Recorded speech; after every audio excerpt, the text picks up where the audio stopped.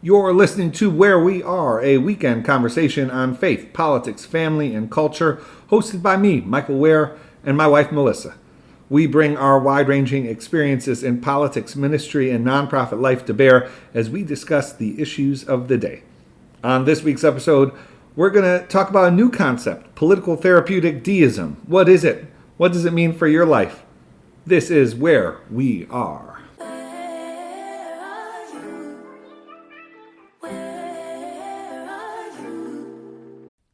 Hello, Where We Are listeners. If you're a longtime fan of this podcast or you're just joining us for the first time today, we want to tell you more about our podcast platform called Spotify for Podcasters. We've been using this platform for over a year, and it's been easy to use, and new features are added all the time. You can record and edit podcasts from your phone or computer. You don't need anything fancy, and you don't need previous podcast experience. When you hit publish, you will distribute your podcast to Spotify and everywhere else podcasts are heard. Video podcasts are also available on Spotify if that's your kind of thing. And with Spotify for Podcasters, you can earn money in a variety of ways, including ads and podcast subscriptions. But here's the thing, you can earn money, but it's a free platform. There's no catch. If you're curious or want to see what it's all about, download the Spotify for Podcasters app or go to www.spotify.com/podcasters to get started. There's a big difference between talking and reporting, especially right now with a fire hose worth of news coming your way. You know what helps? Having reporters in the field. I'm Brad Milkey from ABC News, and that's what we've got on ABC's daily podcast, Start Here. Every morning, Start Here takes you across the country and around the world for a quick, smart look at the stories that matter. It's fast, it's straightforward, and sometimes, gasp, news can even be fun. So let's meet up tomorrow morning. Listen to Start Here wherever you get your podcasts. This is Where We Are. We are the Wares. I'm Michael. I'm Melissa. Melissa, there is so much going on in the news right now, but it all seems to be, so much of it seems to be in flux. Yeah.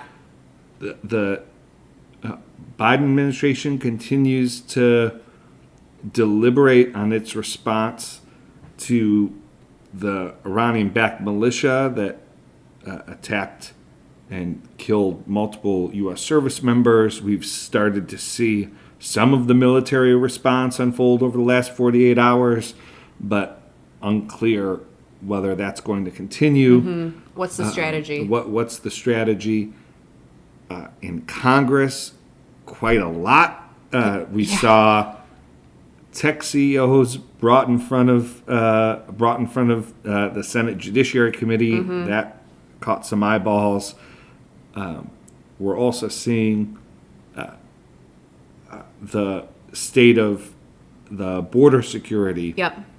And Israel funding. That's in flux. Speaker Johnson just announced again over the weekend that he's going to advance Israel funding independently, but that's in flux. So Child tax credit. There's a lot in the news. A lot of it is in flux. We'll probably talk about some of these issues in the coming weeks, but thought that we'd talk about a concept on this episode that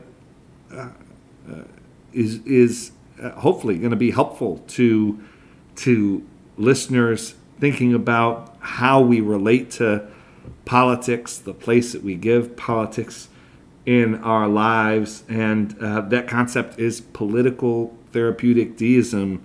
Before we get into it, anything you want to share, Melissa? Well, this is your own term, and it's a play on moral therapeutic deism, which might be the thing that everybody who's listening has heard of at least once, maybe knows very well what it is. So you created this new term, political therapeutic deism. But first, what is moral therapeutic deism? Yeah, so moral therapeutic deism comes from Christian Smith and Melinda Lundquist Denson. Yeah. And the term comes from a book that they wrote in 2005 that resulted from interviews that they did with teenagers. The book was soul-searching the religious and spiritual lives of American teenagers. And moral therapeutic deism describes a dominant system of beliefs that are not necessarily Christian, but concerned many Christians because MTD, moral therapeutic deism, sort of seems to fit comfortably into the culture of many churches and Christian homes. Moral therapeutic deism, here's how John Ortberg defined it or described it. It's a quote, the kind of prevailing idea about God, and the notion is there is a God. God does exist. He wants everybody to be nice. That's the moralistic part. He wants me to feel good about myself. That's the therapeutic part. And he's available if I need him in a crisis. But other than that, I really don't have to think about him much. And he doesn't want to and will not interfere with my life. End quote. Moral therapeutic deism offers a God who will not interfere with real life except to the extent that the God of moral therapeutic deism affirms a person's moral goodness and destiny.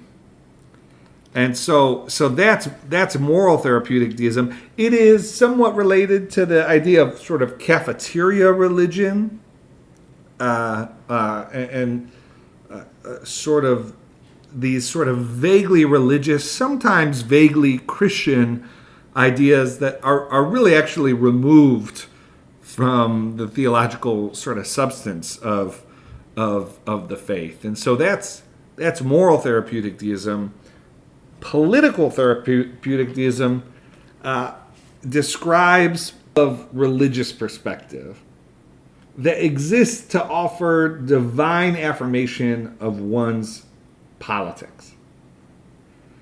So political therapeutic deism is sort of the use of vague religious notions to affirm or add a kind of support to one's politics.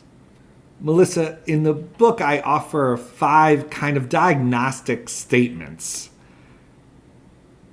that are reflective of political therapeutic deism.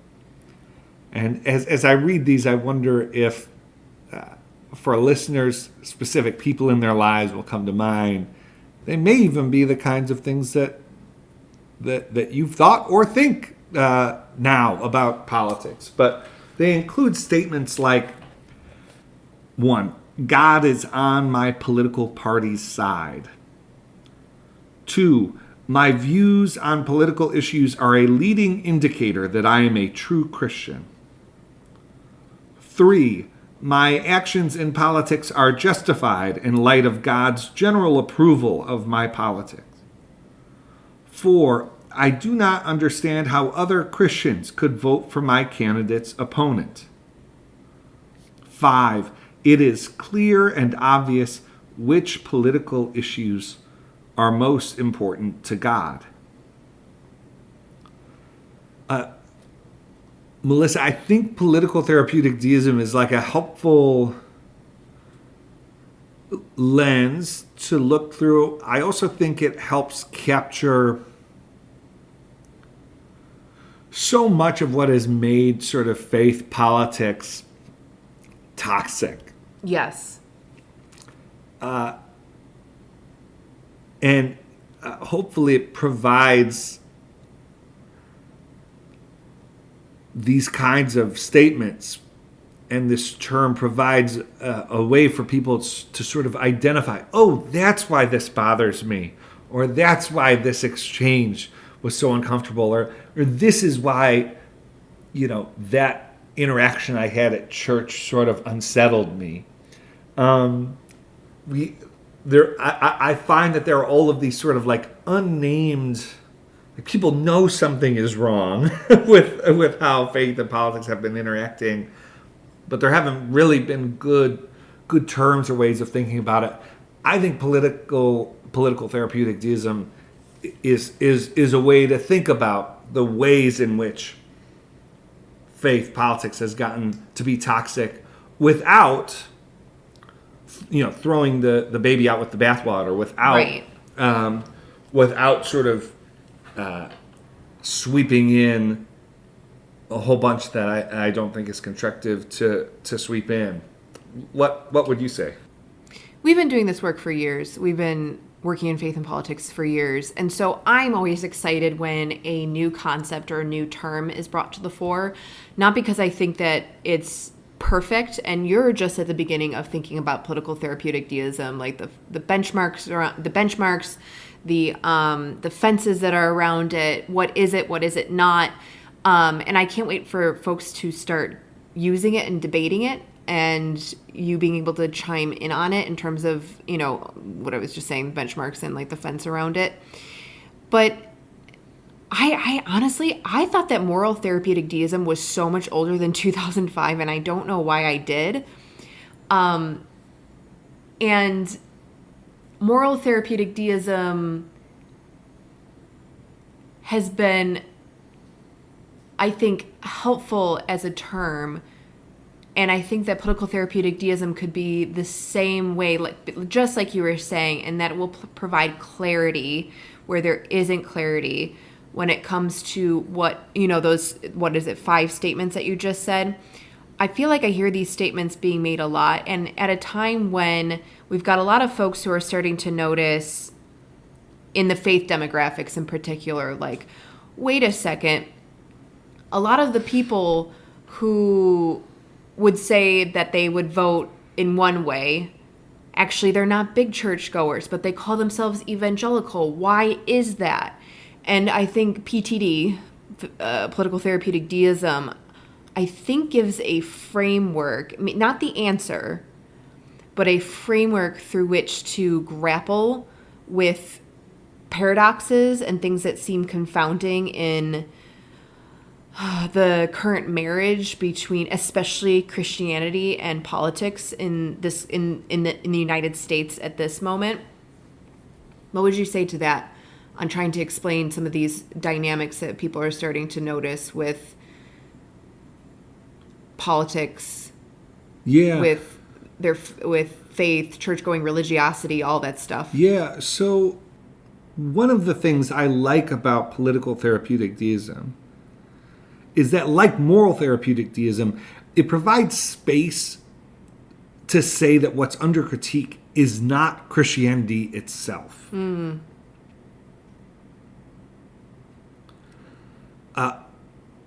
This is different from Christian nationalism, where I Shipping can make or break a sale, so optimize how you ship your orders with ShipStation.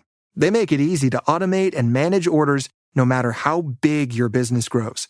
And they might even be able to help reduce shipping and warehouse costs. So optimize and keep up your momentum for growth with ShipStation. Sign up for your free 60-day trial now at ShipStation.com and use the code POD. That's ShipStation.com with the code POD. You need to do a lot of explaining to say, well, Christian nationalism is a distortion of the religion, not essential to it. Then the question is, well, why call it Christian nationalism? Mm-hmm. It is at best to me, I think it's at best counterproductive strategically. I think it's a confusing term. And at worst, I think it's a kind of sort of manipulation. Political therapeutic deism, like moral therapeutic deism, there's no risk of people self-identifying as political therapeutic deists, just like there was no risk of people self-identifying as moral therapeutic deists. It's a lens of assessment. It's a descriptor term that is not, and is kind of very difficult, I think, to be politically charged in in a sort of mainstream kind of way. There aren't going to be campaigns against political therapeutic deism. Yeah, I mean, continue on. No, please, yeah. But I do, it's very funny. This only just hit me while recording this podcast, a couple of things. So I've said in the past on the podcast that for a period of my professional life, I worked on the policy countering violent extremism. So the issue of violent extremism, which Christian nationalism is now, and this was, only back from 2015 to 2018, and Christian nationalism wasn't even really a concept yet, and a term and a thing that was being thrown around. Whenever anybody was talking about Christianity being involved, it was always a factor, and it was usually subsumed under like white supremacist groups. But at the time, and still to this day, when we talk about violent extremism, usually what is being talked about is terrorists and terrorism perpetrated by Muslims.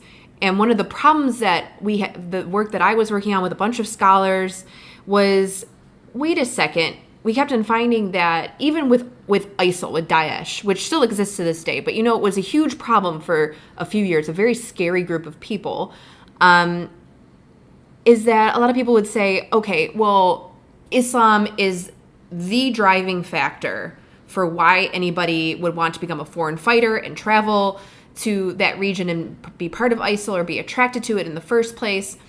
It's Islam. Islam is the problem. And whenever we're talking about violent extremism, usually Islam has always been framed, that's the driving factor, that is in fact the problem, where a lot of the research that we were coming up with was saying actually it's one of several factors, and there's actually some other things that are going on here that tend to be the driving factors, and religion is just one part of it. Clearly, given the fact that there are a billion plus Muslims around the world, and not all of them. There is so plenty of evidence.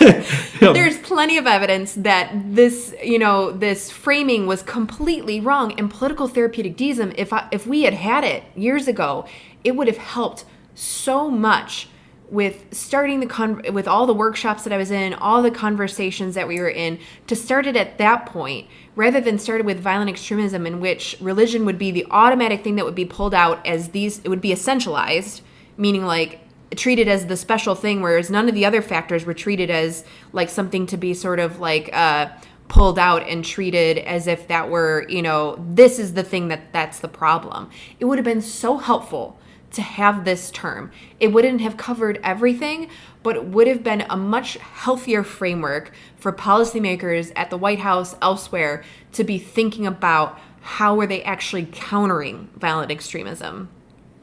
And right. here's the thing, when it comes to, not to return, we have a whole episode on Christian nationalism, episode 55, and so we're not going to really dive deep into this or belabor this too much longer. But it's so funny. It hit me. This is the second point that hit me, that the focus is on Christianity being the problem with Christian nationalism, when that's the exact same playbook. Right. Of this work of the last 10 to 15 years on violent extremism, with the focus being solely on Islam, and the problem being Islam, and the problem being the religion. That it's very funny that it's just taking the same exact playbook, the same exact roots, and a lot of it just has been really destructive. And so what you get to, which is exactly what we had during sort of the period of time you're talking about regarding countering violent extremism, is you get these statements and these approaches that are people saying things like, no, I'm not opposed to Islam. Yep. But we need a moderate Islam. Oh my goodness. We need an Islam that Muslims don't believe in so much. Mm-hmm. And you hear the same kind of rhetoric around Christian nationalism, that no, it's not Christianity that we're opposing when we oppose Christian nationalism. It's just these folks are so convinced they're right, Yep. like that is almost verbatim, from these, especially from the ways that these terms have been mainstreamed. Mm-hmm. So, right, like again,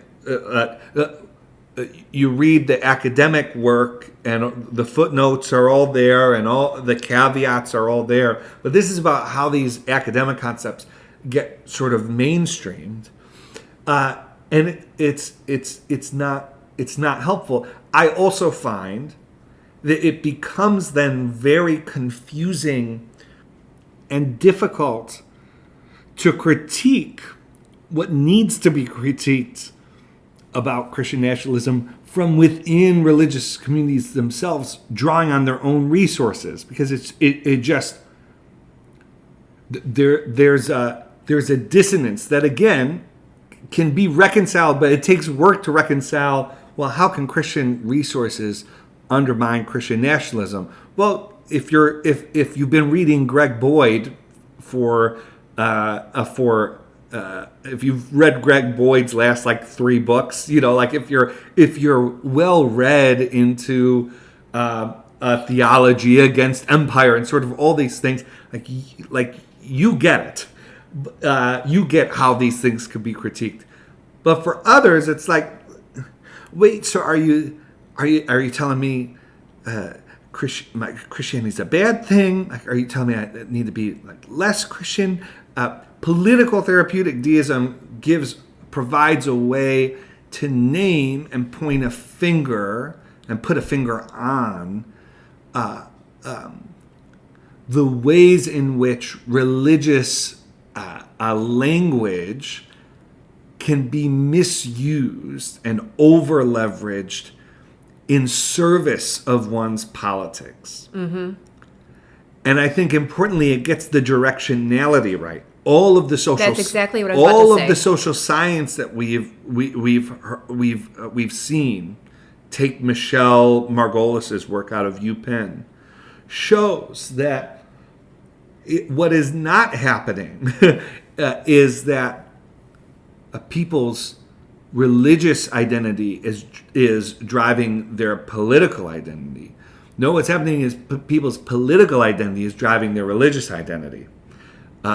What's happening is people's political views are coming before their religious views.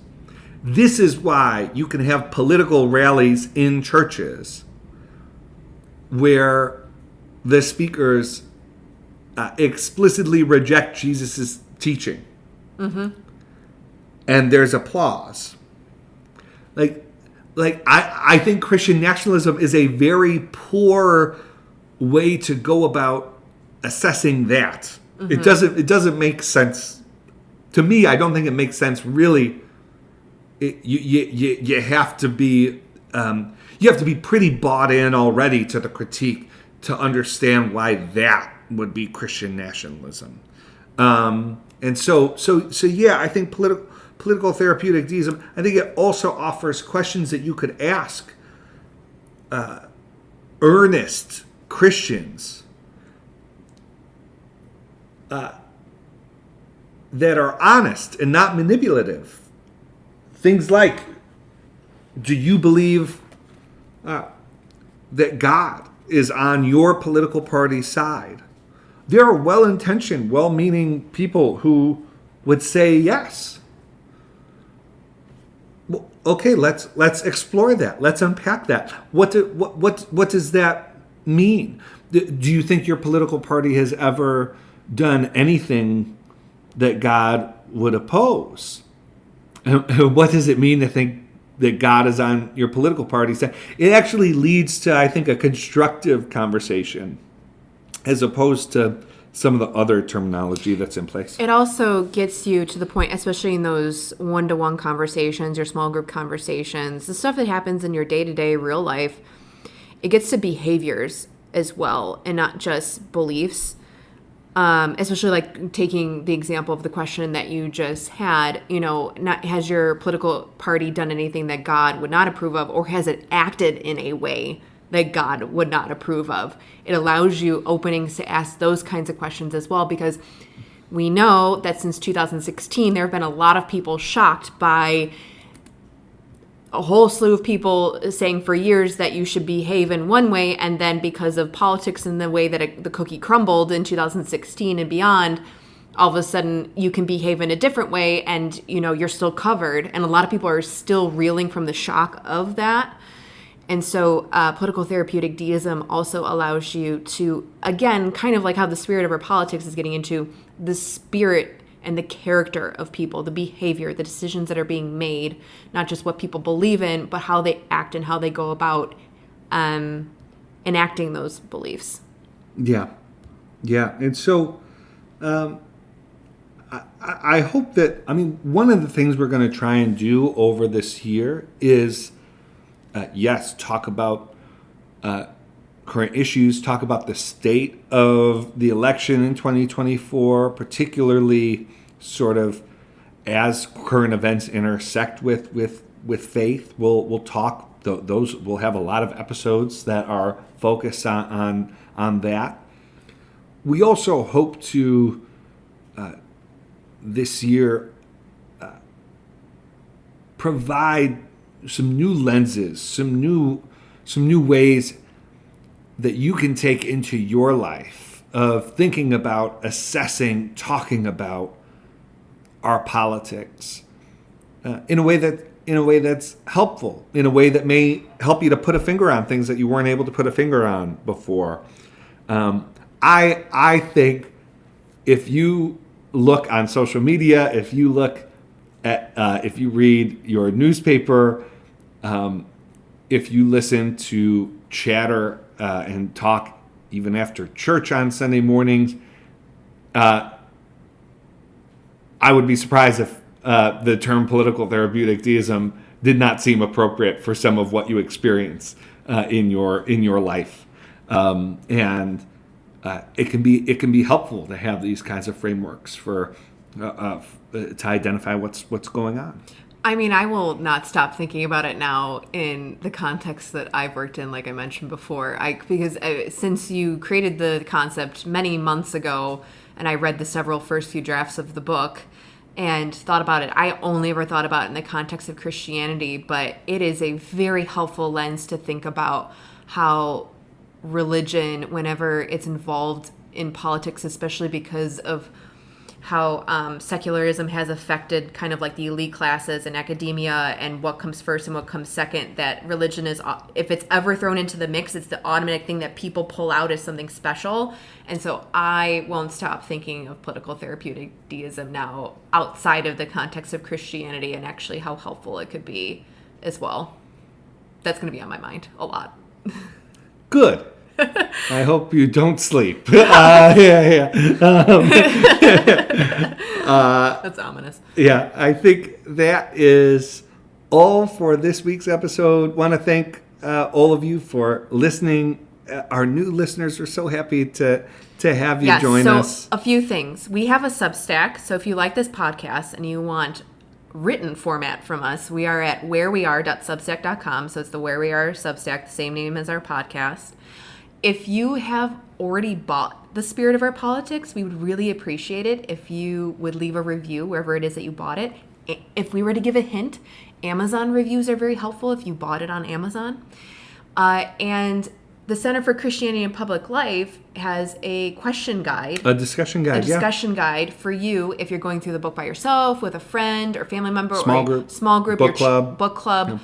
It's a free discussion guide, and free you just go to discussion guide. www.ccpubliclife.org, and you can sign up for it. So we're going to be telling you about that for the next few weeks, just because we know more and more small groups and church groups and book clubs are starting to take it up, and we want you to know it's there. I think just finally, I have events coming up, 2 events in D.C. Yes. This week. I'll be in Richmond February 15th. I'll be at Wheaton February 20th. And then I'll be with David Brooks back in D.C. On February 29th. And That's so right. Quite a few events coming up. You could check out my calendar both at michaelware.com, and then also there are events at ccpubliclife.org. I think that's it. I think that's it. Let's end it there. I hope you have a wonderful weekend. Thank you for listening to Where We Are. Bye.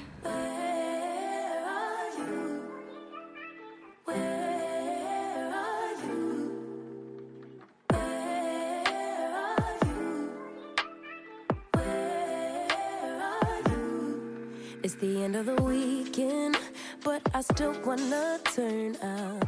Yeah, I still wanna turn up. All I want